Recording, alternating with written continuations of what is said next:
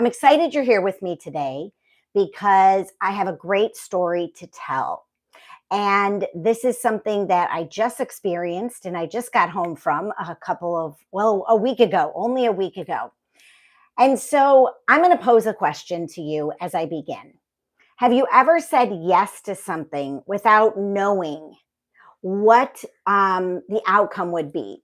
And it completely changed your life. Now, I have done a video about this before. 36 years ago, I got on a plane to go to Spain for my whole junior year of college. And so this was very similar. It was literally the same day, the day after Labor Day in America, if you're in America. And so I was leaving the same day to travel very far away, not for as long, not for 10, 11 months as I was gone my junior year, but it was for 2 solid weeks and it was very far away.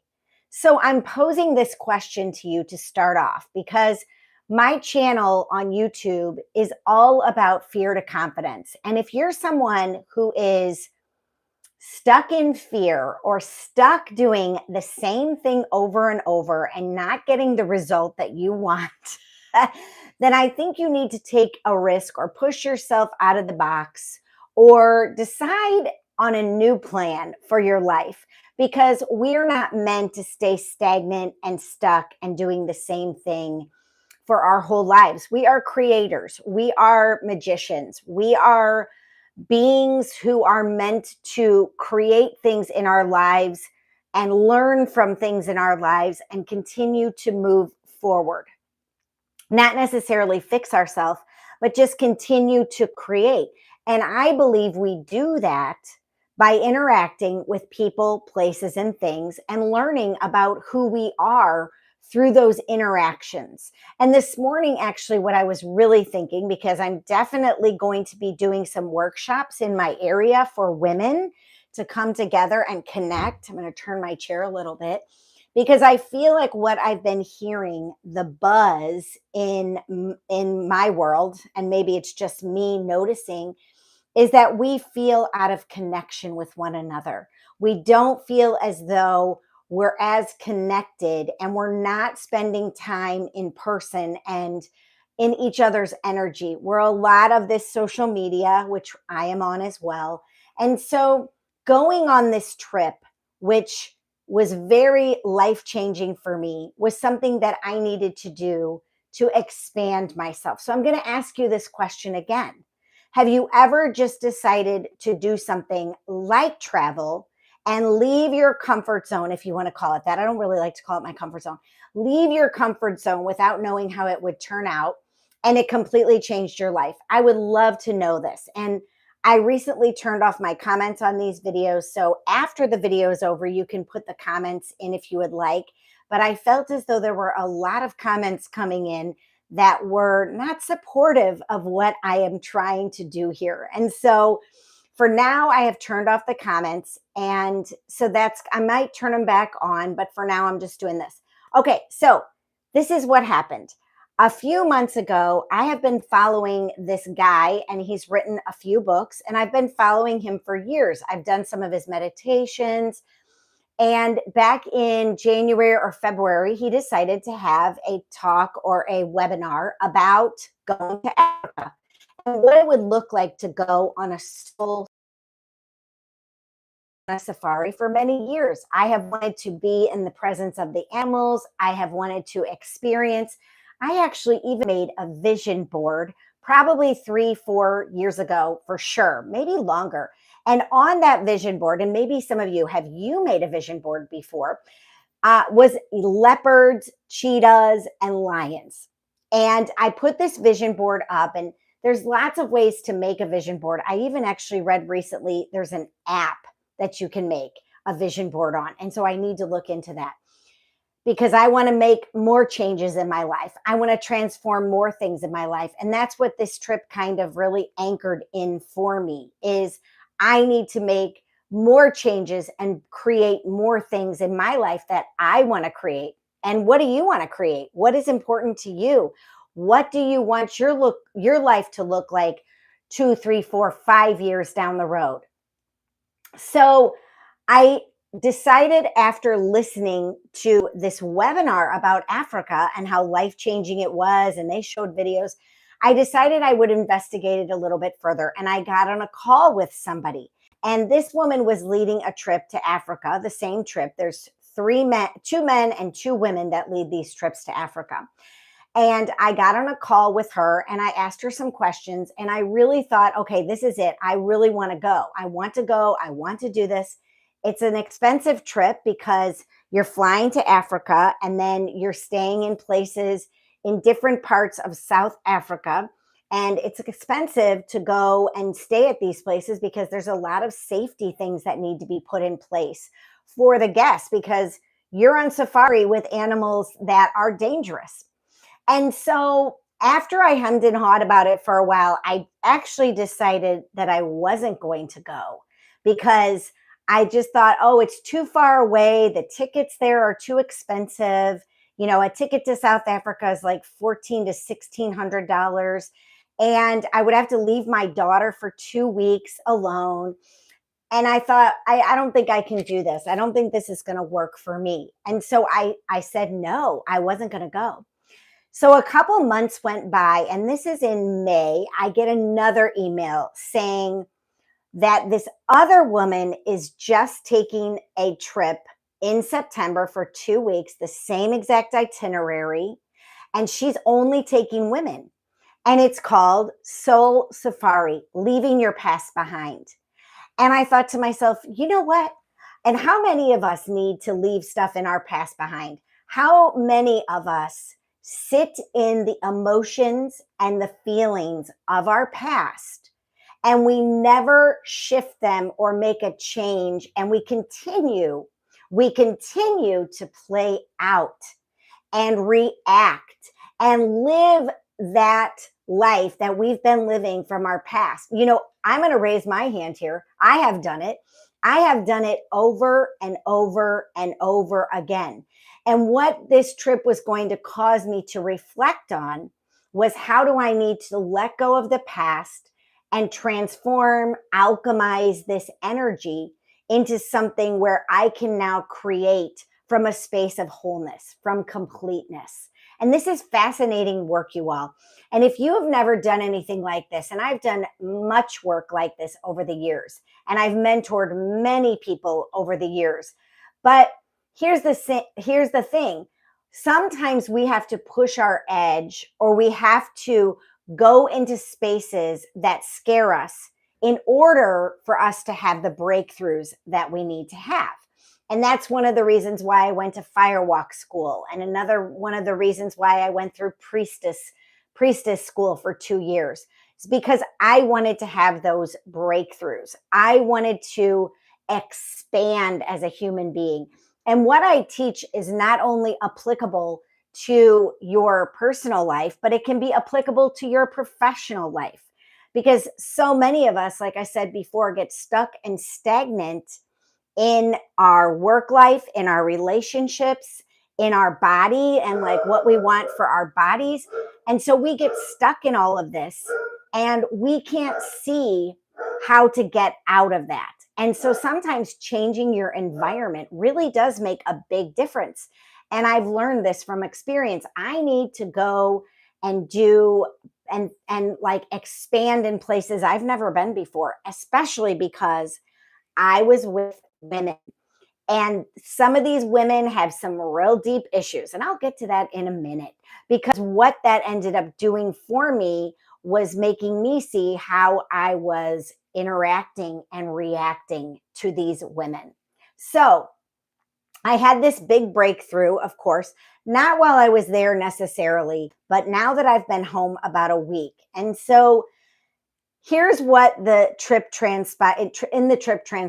We had to go to 3 different resorts. We went to 3 different resorts. And during the workshop, a lot of things came up between several of the women. People didn't like not knowing what the structure was. This is something that I've learned. You have to just go with the flow. Have you ever had to do that, where you didn't know what was going to happen in an itinerary or in something, a workshop, or maybe even in your job at this point. And you think to yourself, well, if I don't know, I'm not going to be prepared. And that's kind of how I was feeling during the trip. And on top of that, we were going to places where there are dangerous things going on. And these animals, you cannot, just think they're all friendly, because we were around lions and cheetahs and leopards and not alligators, crocodiles. And so when you're in that environment, you have to pay attention and you have to listen to somebody that's a professional or a guide. And so one of the stories that I want to share with you today, because this really pushed me, was I knew most likely that we were going to be in the presence of some very deadly snakes. And I know that this trip, they do this on purpose because they really want to push us to see how much fear we have and how much fear we can walk through. And this was really nerve wracking for me because I knew they were going to bring these snakes, but I didn't know when.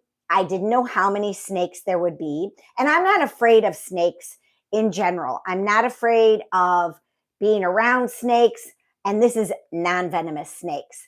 But I'm not afraid of, like, if I go in my yard and I see a snake, and where I live, we do have venomous snakes, but most of the time they're just garden snakes. And I did a video a few months ago about being in a house where there were 9 snakes. So this guy brought about 3 or 4, well, maybe more than that, 3 or 4 tubes and 3 or 4 bags. And then he walks in with this big, giant trash can. And the trash can has a lid and it's tied around the handles. Okay, so you all, I know that there's snakes in these cylinders and in these bags and in this trash can. I know there's a deadly snake in this trash can. I already know because I watched a video on Facebook. Somebody posted of them releasing into the wild one of the most deadly snakes in the world. And so I already knew. So what happened to my body? My body started to go into nervous adrenaline. And I got up on my chair and I put my feet up and I was thinking to myself, what is in these bags? So let me ask you, have you ever been in a situation like this where you knew that you were going to be presented with something scary? Because I knew at that point that there was something scary in this stuff that these men brought in. So this guy that is also a chef, I mean, he's a multitasking kind of guy. He tells us, hey, I brought some non-venomous snakes. I'm going to pass those around first. And then I brought some other kinds of snakes. And so we passed around some non-venomous snakes between us. There was 8 women there. And this was at our lodge house. And it was beautiful. And here he's bringing out these beautiful snakes. And we passed the non-venomous snakes. And my very good friend who I met on this trip, she decided that she did not want to be anywhere near this. So she, at one point, when she saw them bringing in the snakes, she conveniently left the area. She conveniently left. She went to go get some coffee at our place, which she had to drive there and she had to come back. Then she made the coffee. And so she wanted to be gone for the entire presentation. So I know that some people, when they're really afraid, they'll just completely remove themselves. But I don't think she got the benefit of being pushed. Although this woman, my new friend, she is a traveler and she's amazing, but I knew she wasn't into being around these snakes. And so the man brought out then the venomous snakes. And of course, he did not put them close to us, but we were in a proximity of about 15 feet from these very venomous snakes. And the first one he brought out was, I can't remember what it was. The second one he brought out was a spitting cobra. And he put it on the ground and he's using a tool to continue to bring it back towards himself or towards these other men. And so it never got close to us. But when I realized that we were in the presence of a spitting cobra, that really kind of pushed my adrenaline up even higher. And then he brought out one more venomous snake. I don't remember what it was. And put it back in the tube. And that was fascinating to watch because this thing just wanted to run. It did not want to go back into the tube. And then what do you think he brought out? What is one of the most deadly snakes in the African bush? It's the black mamba. So he brings this black mamba out, but before he brings it out, he tells us he actually was bitten by a black mamba. And what happens when you get bitten by a black mamba is if you don't have the anti-venom, you're dead in 30 minutes. Yes, dead in 30 minutes. So luckily, the guy that brings the snakes, he works with a woman who started this anti-venom snake foundation in Africa. And she rescues snakes, and she also helps to get the venom from the snake so she can make the anti-venom, because people get bitten in these areas of South Africa. And if they don't get treatment within 30 minutes from the black mamba, they will die. And what happens is it attacks your nervous system. You go into a coma, and 30 minutes later, you're dead. Now, this man who was showing us the snakes, he got bit by a black mamba. And he got the anti-venom and he lived. But he kind of described the feeling when he was in the space where the snake had bit him.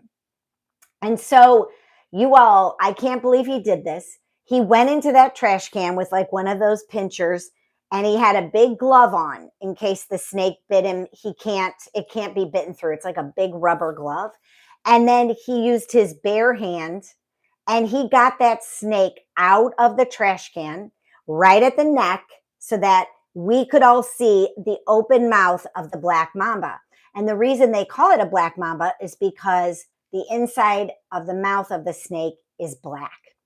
So needless to say, he's got his two men friends holding the body of the snake, and he is holding the head of the snake. Now, could you do something like this?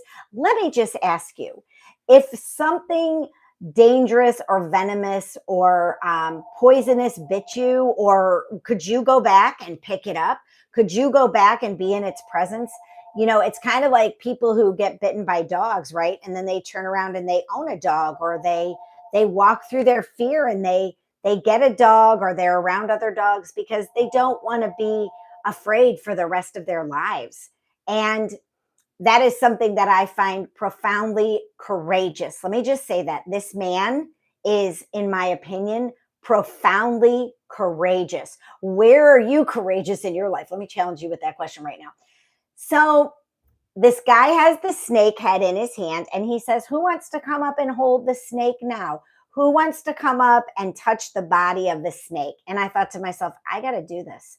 I got to touch this snake. I got to hold this snake. And so I went up there and I held the tail. Now, immediately, you all, this is a long snake. These black mamba snakes can get up to 12 to 14 feet long. So imagine that, 12 to 14 feet long. And it's very, very strong. This is a very strong snake. So immediately when I went up to hold the tail of the snake wrapped around my arm. And I thought to myself, oh my gosh, I hope this guy does not let go of the head of this snake, or one of us is going to be dead. But I wanted to do it because I wanted to feel the snake